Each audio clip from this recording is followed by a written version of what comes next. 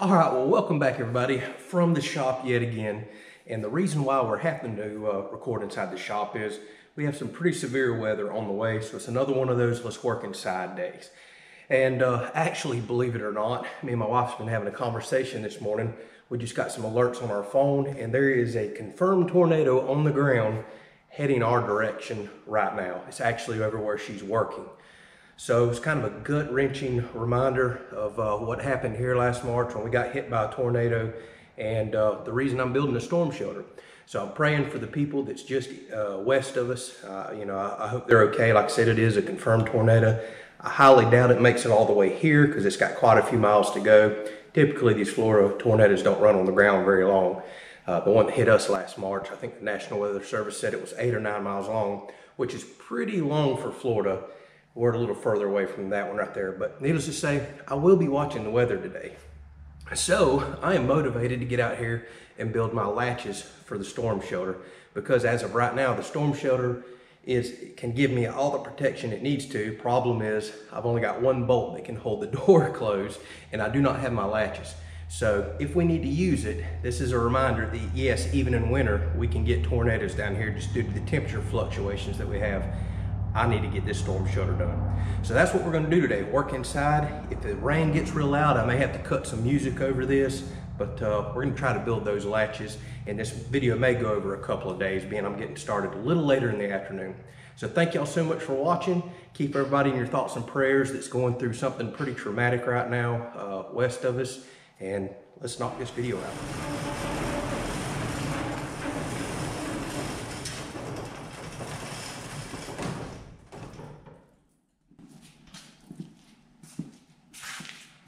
So I kid y'all not, literally from the time I just made that intro until now, it's been a little over an hour. Shortly after filming that intro, I had to go grab our little dog and run out there to the storm shelter and bolt myself in with one bolt because we haven't made the latches yet. I got that crazy loud Amber Alert warning on my phone, the same one we got last March when we got hit by a tornado. It said confirmed tornado on the ground in your area, take cover now. That was not a good feeling. I live streamed from the shelter even though it was horrible, signals are not very good in there. Some of y'all may have watched that.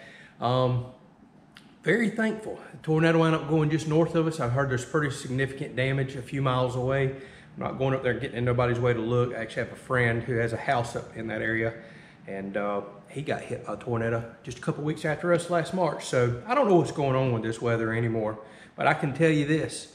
We have a storm shelter started and we're about to finish it. We're at least about to get some latches done and finish anchoring that joker down so I can truly trust and depend on it. I felt comfortable and safe in it, but staring up at one little bolt and tiny little bit of threads holding that door on, knowing that's all in between me and a potential tornado, was not a good feeling.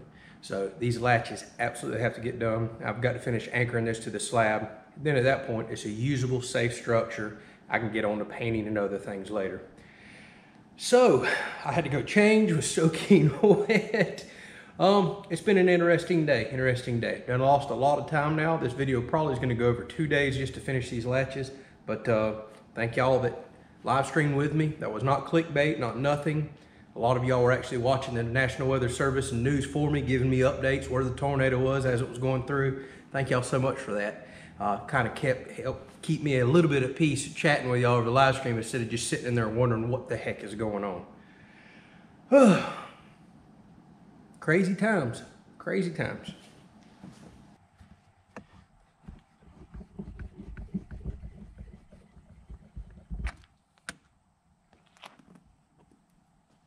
All right, so here's my thoughts. I already have bolt holes coming through the door. Not so sure that I want to drill anymore.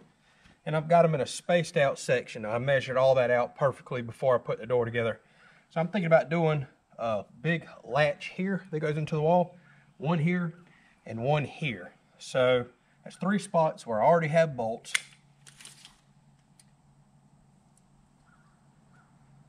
Looks like if I build 20-inch latches, we'll be good.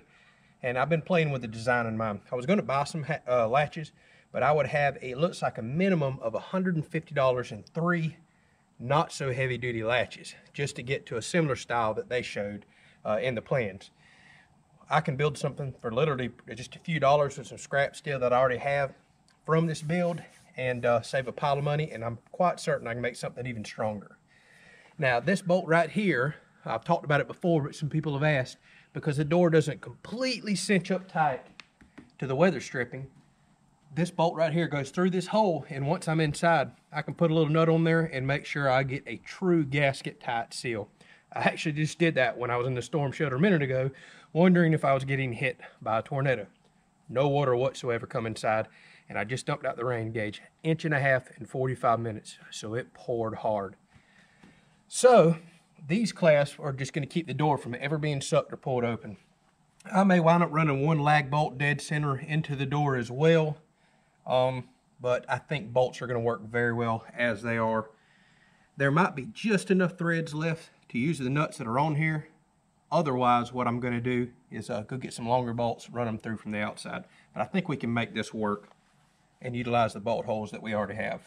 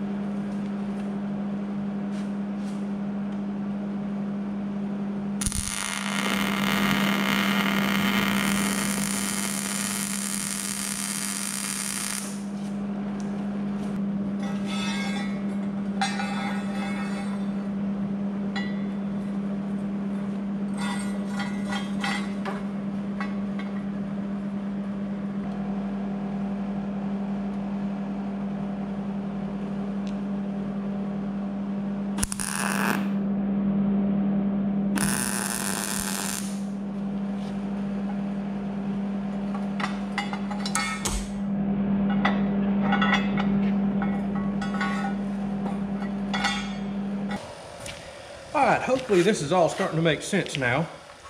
The big thick angle iron I already had some scrap left over from making the door frame, and I had bought some of the square tubing and bar for a welding cart project, but I had bought excess anyways.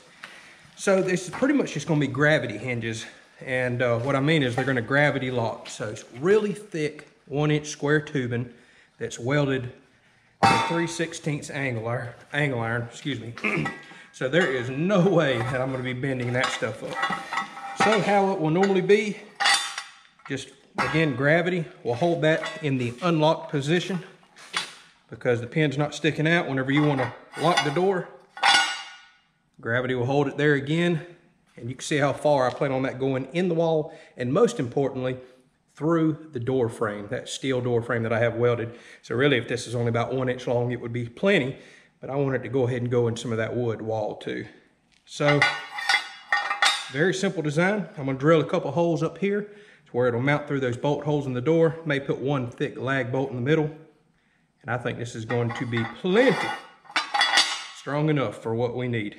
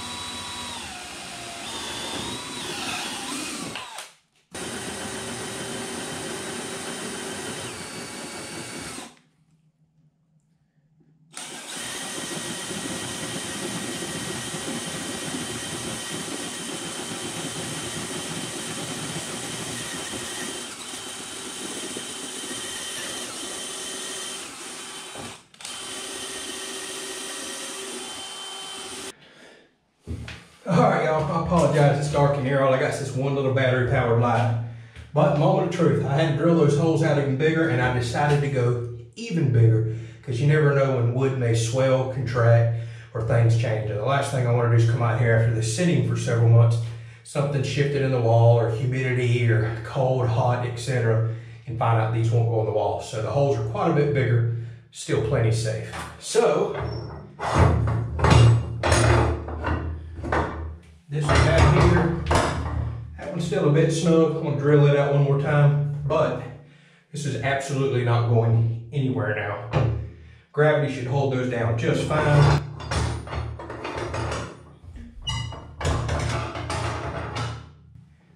And I made special latches up here, so say if there was ever vibration, heavy wind, something, I mean, I'm just trying to think outside the box here, that if these were sitting here, they could eventually shift over and then I'd be completely locked out of my storm shelter. So I made sure I got a lock to always keep them open and a lock to always keep them closed whenever we're in the midst of a storm.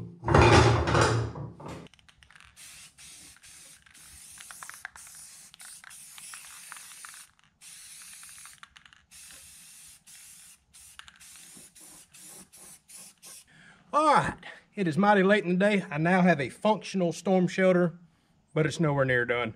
I'll catch y'all back in the morning. We'll get these tie-down straps done. Ah, the difference a day makes. Good morning. Freezing cold, windy, but no tornadoes today. Gonna be a good day.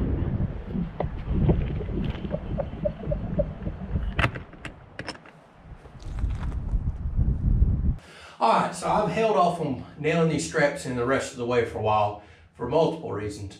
One, the weather wasn't really fitting to do it. Two, I was waiting on a tool. And three, I was just kind of dreading it. I've got a few straps all the way nailed in, but my goodness, it was taking forever. These sandwich 2x6s are like hard as a rock driving a nail in. I probably got 50 bent nails on the floor. It's just not the same as nailing in the end grain of, like you say, a 2x4, 2.6. Not the same at all. So, a lot of y'all recommended, actually the first subscriber, Mr. Harry, recommended I get a palm nailer. I've heard of them, but I've never used one. Didn't really know much about them. So I got to look around on Amazon and found what I thought was a non-mini version. Every one of them says mini, and I'm thinking mini means not powerful, right? So I ordered this one. It's really the Hitachi, which I guess Metabo owns now. Really good reviews, but when I got it, sure enough, it's cute. Look how little that thing is. So if this drives nails all the way into this, I will be highly impressed. If it'll get them most of the way to where I only have to pound them in a couple times with a hammer and not risk bending them, it'll be a lifesaver in here, because I'm telling you, I have just about threw my back out bending over doing all these. So, my first time using a palm nailer, I went ahead and got one that was magnetized to hold the nail. That seemed like a popular option. I might have to adjust the air pressure a little. But let's try this out. This is going to be a real test here now. Solid wood walls, sandwiched laminated boards, 3 1/8 inch nails. It says it's rated for 3 1/2, so we're about to find out.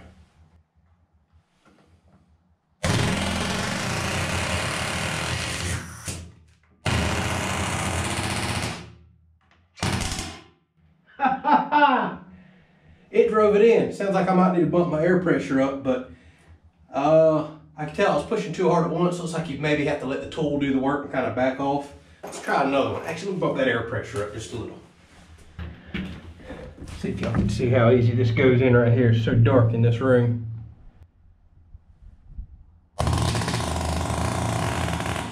Holy moly. Did y'all see that? Look at that. Oh my goodness, that is so much easier than hand nailing. Let's do another one.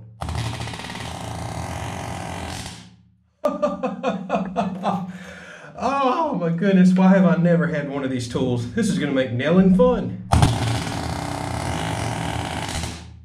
Oh my goodness, y'all. Wow, several of y'all recommended this. So several of y'all recommended this, and I thank y'all so much for doing that. Why have I never owned one of these tools? And I'm using this on a little old Bostitch pancake compressor too, and it's yet to kick on. I done drove several nails in, so pretty efficient on air too. Wow, thank y'all so much for recommending this. Like I said, Mr. Harry, he and I talked one day and he recommended it. That's what made me go ahead and order it, and then several more of y'all recommended it in the comments, so I was like, it must be a good choice. People keep telling me to get it.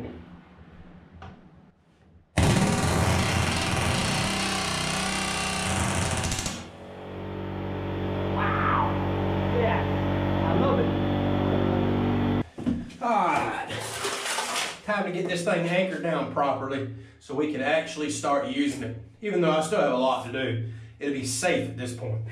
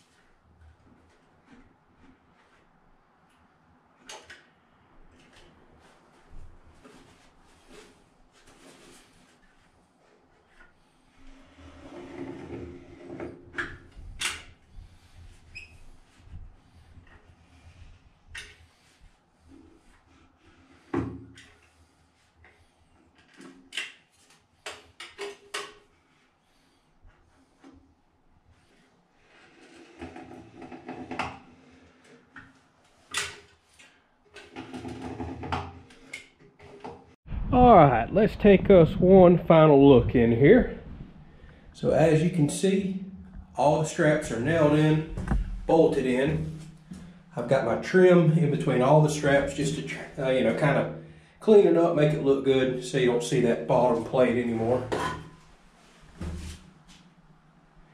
So it's officially anchored down and can be used, but we still got a lot of touch up to do.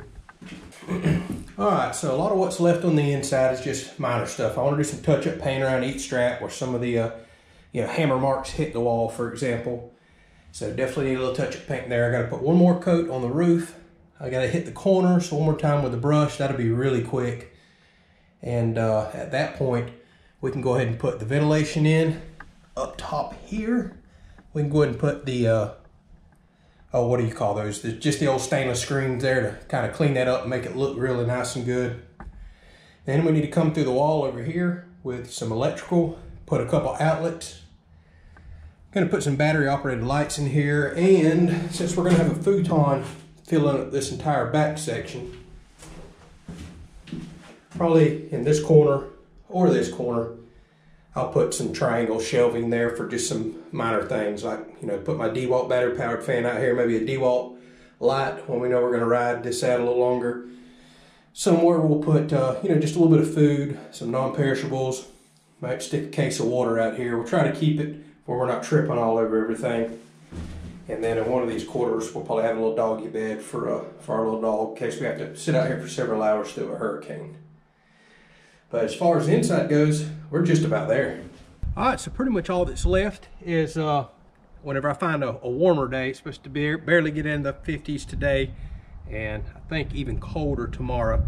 So I'm not even gonna try to paint nothing, plus it's just so windy. I still gotta put another couple coats of paint on the door, a couple coats of paint on these new latches that I built, and paint the latch handles themselves. And like I said, the inside's pretty well wrapped up. We'll wait for some, several warm day stretch to put paint on the outside.